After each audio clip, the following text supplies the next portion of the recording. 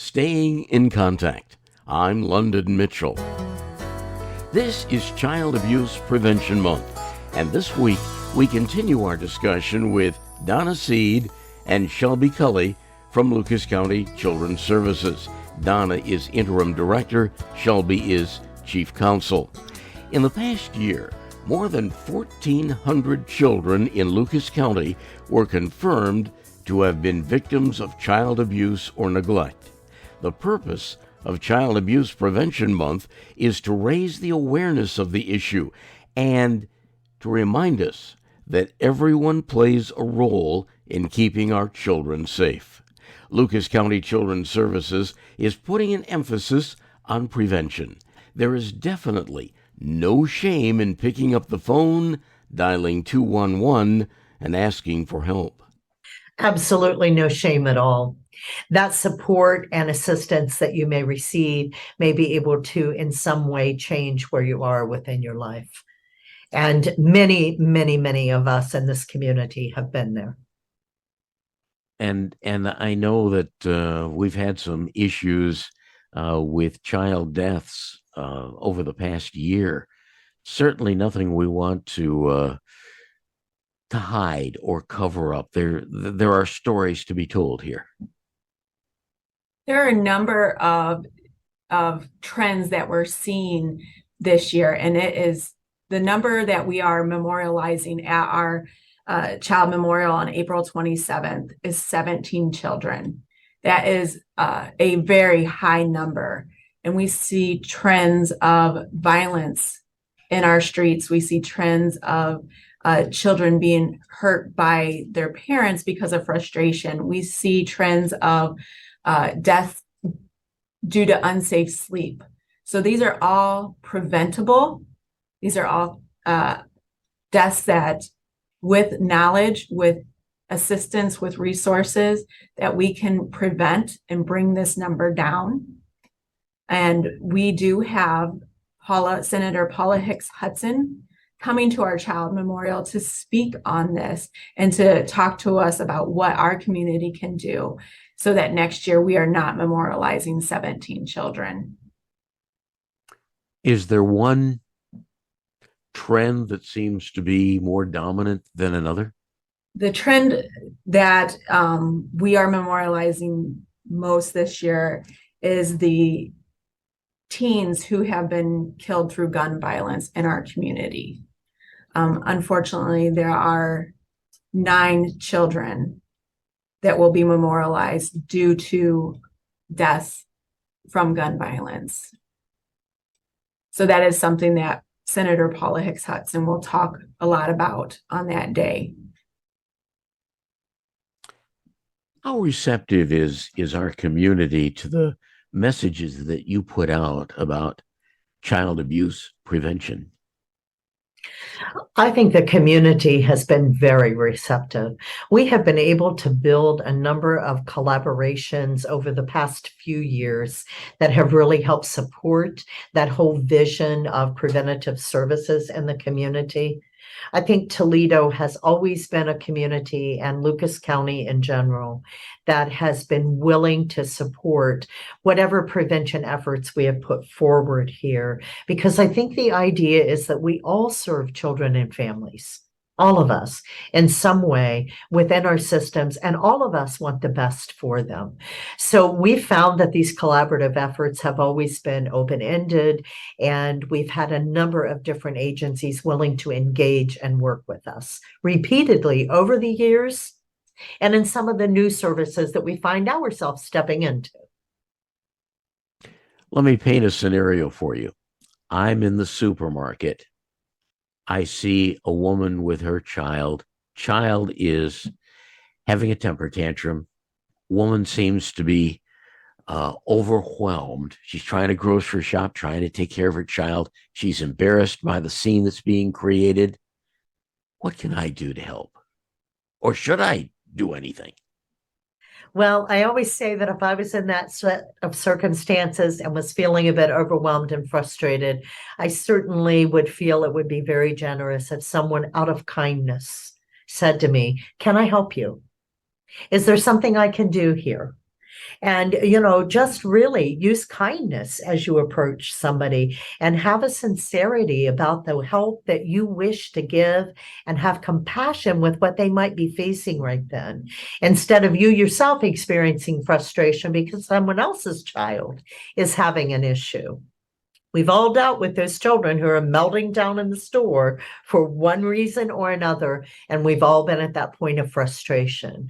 I think a genuine response to help someone as you can is always well received.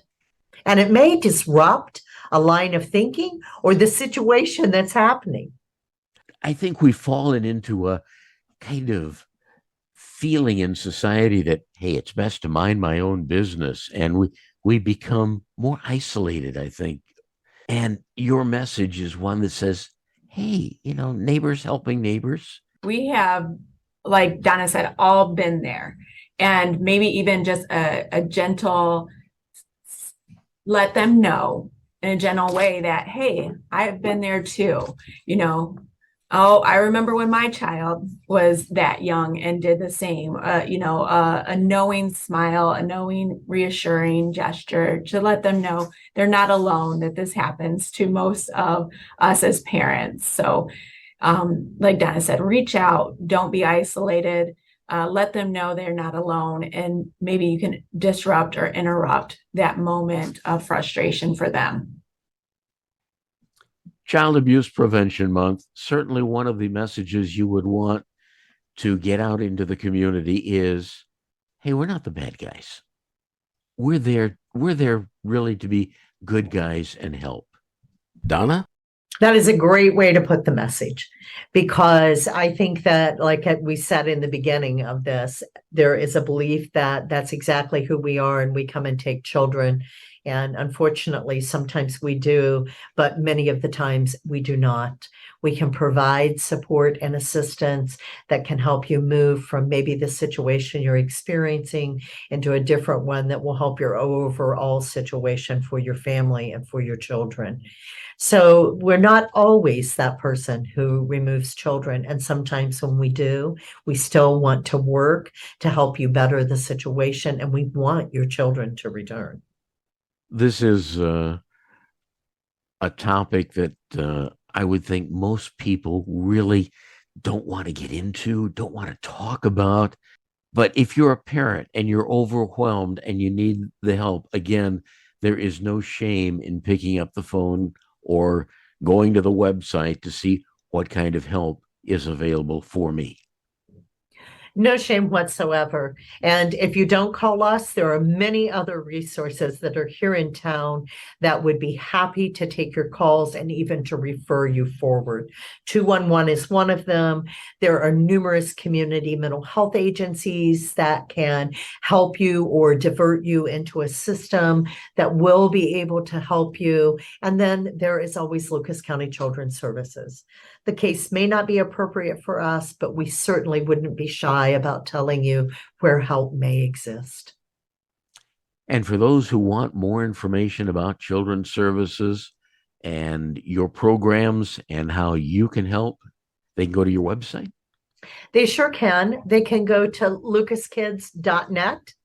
And also we have situations where if you're interested in fostering, because some of our children do end up in foster care, that you can find information and resources at that website or call us at 419-213-3336.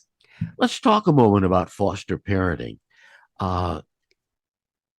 Who is it that makes a good foster parent? Well, I always say we need a number of different individuals to be a foster parent because we have a number of different children that come through our system with different needs. So really what you need to have first and foremost to be a strong and a good foster parent is a desire to serve children and help mentor them through what is one of the most difficult times of their life. So that is first and foremost to all of the other things that we can train you about, that we can support you throughout. Really, your desire to step in and help a child is the deepest one we look for. And those that are interested in being a foster parent can find out more information. You have an orientation meeting to kind of explain what foster parenting really is and what supports are available? We actually have several of those that we schedule throughout the year. And then if you decide to step forward and express interest even deeper, we have what we call a pre-service training. So there are a number of times throughout the year that we offer that training where you can step in and see fully, is this for me? Do I want to go through and go forward with becoming a licensed foster home for the state of Ohio? And it's going to give you time that you're going to meet other foster parents. You're going to meet different trainers that can bring you the experiences that you'll walk through as a foster parent. And you're going to meet the people who will be supporting you if you decide you want to continue on that journey. And There's support always support for those families as well. Yeah, support, I would think, is the buzzword here. It's critical. Yeah. And again, that information about foster parenting is available through the website. Yes, through the website, or call us directly, 419-213-3336. Almost out of time, Donna, Shelby, the floor is yours. Can't thank you enough for allowing us to bring this message out to the community. I think it's important to see that child welfare is moving in different types of ways as it evolves for future needs for children and families. We're really starting to get on the cutting edge of some prevention work within our community. We have an Ohio Start program that addresses substance abusing families and the impact that the use has had upon the entirety of the family system. We have a search and engagement unit and connects unit that ensures that we are working as hard as we can to connect children to their family systems if they have to come in to a substitute care situation. We're really proud to say that we served 72% of our families and children in either own home when it was safe for them to be there, or a kinship situation where family systems were still engaged. So thank you for allowing us to showcase that there is more than just removal that occurs for families.